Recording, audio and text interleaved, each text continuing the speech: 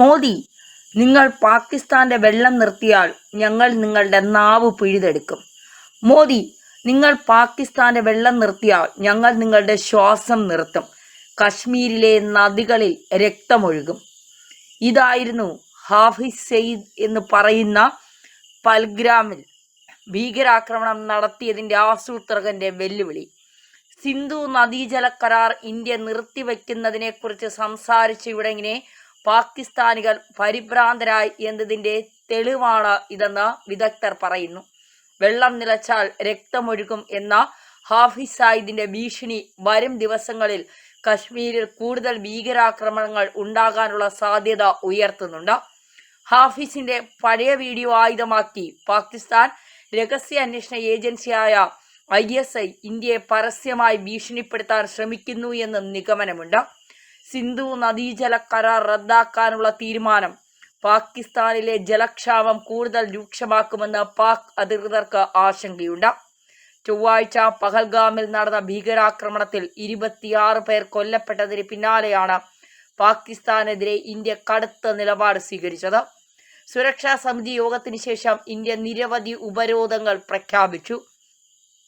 അതിൽ ഏറ്റവും പ്രധാനപ്പെട്ടത് സിന്ധു നദീജല ഉടമ്പടിയുടെ നിരോധനമാണ്.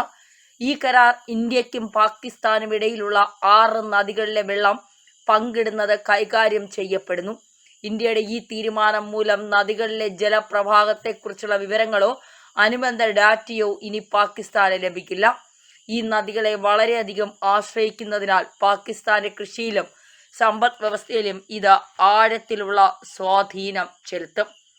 ജമ്മു കാശ്മീരിലെ പൽഗാമിൽ നടന്ന ഭീകരാക്രമണത്തിന് ശേഷം ഇന്ത്യ പാകിസ്ഥാനെതിരെ കർശന നടപടിയെടുക്കുകയും സിന്ധു നദീജല കരാർ റദ്ദാക്കുകയും ചെയ്തപ്പോൾ ഇന്ത്യയെ ഭീഷണിപ്പെടുത്താനായി കുപ്രസിദ്ധ ഭീകര നേതാവ് ഹാഫിസ് സയ്യിദ് പഴയ ഒരു വീഡിയോയുമായി രംഗത്തെത്തിയിരിക്കുകയാണ് ഇപ്പോൾ പാകിസ്ഥാൻ. അതായത് പാകിസ്ഥാൻ പറയുന്നത് ഇന്ത്യ വെള്ളം നിർത്തുകയാണെങ്കിൽ നദികളിൽ രക്തമൊഴുകും എന്നാണ്. അതായത് ഇന്ത്യയെ ഭയപ്പെടുത്തുകയാണ് പാകിസ്ഥാൻ. നിങ്ങൾ ഏതെങ്കിലും തരത്തിൽ ഉപദ്രവിച്ചാൽ ഇന്ത്യയിലെ കാശ്മീരിൽ രക്തം ഒഴുകും. അതായത് ഇനിയും അവിടെ തീവ്രവാദ പ്രവർത്തനങ്ങൾ നടത്തുമെന്നുള്ളത്. പാകിസ്ഥാൻ മറന്നുപോയൊരു കാര്യമുണ്ട്. ഇന്ത്യ ഒരു ജനാധിപത്യ രാജ്യമാണ്. ഈ ജനാധിപത്യ രാജ്യത്ത് പാകിസ്ഥാനെ പോലെ നട്ടലില്ലാത്ത ഭരണകൂടവും നട്ടലില്ലാത്ത സൈനികരുമല്ല ഭരിക്കുന്നത്. നല്ല നട്ടലുള്ള ഉശിരുള്ള ലക്ഷക്കണക്കിന് സൈനികരുണ്ട് ഇന്ത്യയിൽ. അവരെയൊക്കെ നിയന്ത്രിക്കാനും രാജ്യത്തെ 148 കോടി ജനങ്ങൾക്ക് കാവൽക്കാരനുമായി ഇവിടെ ഒരു പ്രധാനമന്ത്രിയുണ്ട്, ഒരു ആഭ്യന്തരമന്ത്രിയുണ്ട്, ഒരു പ്രതിരോധ മന്ത്രിയുണ്ട്, ഒരു വിദേശകാര്യ മന്ത്രിയുണ്ട്, ഒരു ഉപദേഷ്ടാവുണ്ട്.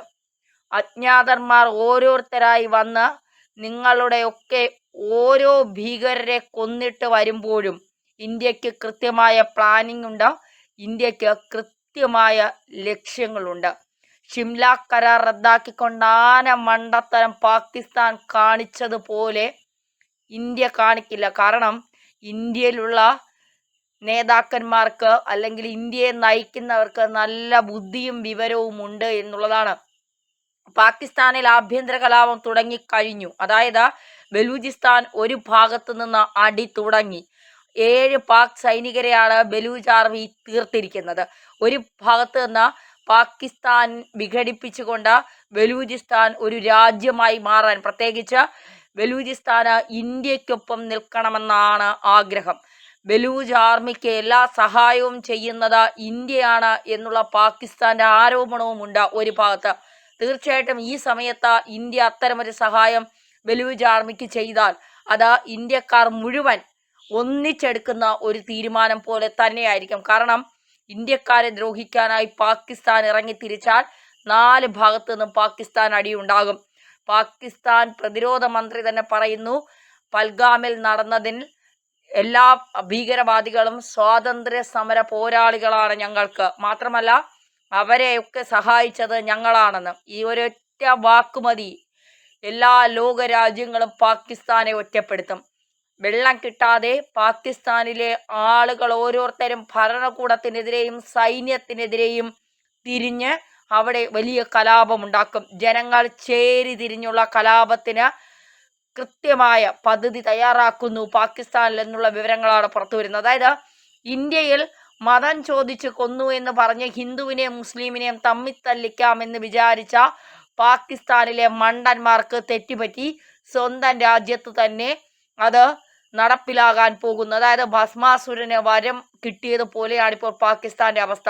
ഇന്ത്യയിൽ ആഭ്യന്തര കലാപം ഉണ്ടാക്കാൻ ശ്രമിച്ചു, ഇന്ത്യയിൽ ചേരിതിരിവുണ്ടാക്കാൻ ശ്രമിച്ചു, ഇന്ത്യയിലെ ജനങ്ങളെ രണ്ട് തട്ടിലാക്കാൻ ശ്രമിച്ചു. പക്ഷേ അതൊക്കെ നടക്കാൻ പോകുന്നത് ഇപ്പോൾ പാകിസ്ഥാനിൽ തന്നെയാണ്. പാകിസ്ഥാനിലെ ജനങ്ങൾ ഓരോരുത്തരായി പറയുന്നു, ഞങ്ങൾക്ക് കുടിക്കാൻ വെള്ളമില്ല, ആഹാരം പാകം ചെയ്യാൻ വെള്ളമില്ല, കൃഷി ആവശ്യത്തിന് വെള്ളമില്ല, കുഞ്ഞുങ്ങളെ ഒന്ന് കുളിപ്പിക്കാൻ പോലും വെള്ളമില്ല എന്നുള്ളത്. അവർക്കൊന്ന് പാല് കാച്ചി കൊടുക്കാൻ പോലും വെള്ളമില്ലാത്ത അവസ്ഥയിലാണ് ഞങ്ങൾ പോകുന്നത്. പാകിസ്ഥാൻ ഭീകരവാദത്തിൽ നിന്ന് പിന്മാറണം, ഇന്ത്യയോട് മാപ്പ് പറയണം എന്നൊക്കെ പറഞ്ഞുകൊണ്ട് ഓരോ പാകിസ്ഥാനികൾ രംഗത്തെത്തുകയാണ്. അതായത് പാകിസ്ഥാൻ കടുത്ത പ്രതിസന്ധിയിലേക്കാണ് പോകുന്നത് എന്നത് തന്നെ ഇതിനൊരു ഉദാഹരണമായി നമുക്ക് കണക്കാക്കാം. എന്തായാലും പാകിസ്ഥാന്റെ സൈനിക ചീഫ് അദ്ദേഹത്തിന്റെ ഭാര്യയെയും കുടുംബാംഗങ്ങളെയും ഒക്കെ വിദേശ രാജ്യത്തേക്ക് കയറ്റിവിട്ടു. കാരണം പാകിസ്ഥാനിൽ നിന്നാൽ അവരുടെ ജീവന് പോലും ഭീഷണി ഉണ്ടാകുമോ? കാരണം പാക് സൈനികരെ മുഴുവൻ തീർക്കാനുള്ള കരുത്ത് ഇന്ത്യൻ സൈന്യത്തിനുണ്ട് എന്നുള്ളതാണ് യാഥാർത്ഥ്യം.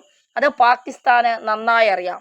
20 ലക്ഷം സൈനികരുള്ള പാകിസ്ഥാൻ 50 ലക്ഷം സൈനികരുള്ള ഇന്ത്യയെ ഭയപ്പെടുക തന്നെ വേണം. മാത്രമല്ല ആധുനികമായ എല്ലാ മിസൈലുകളും ഇന്ത്യയുടെ കൈവശമുണ്ട് എന്നുള്ളതാണ്.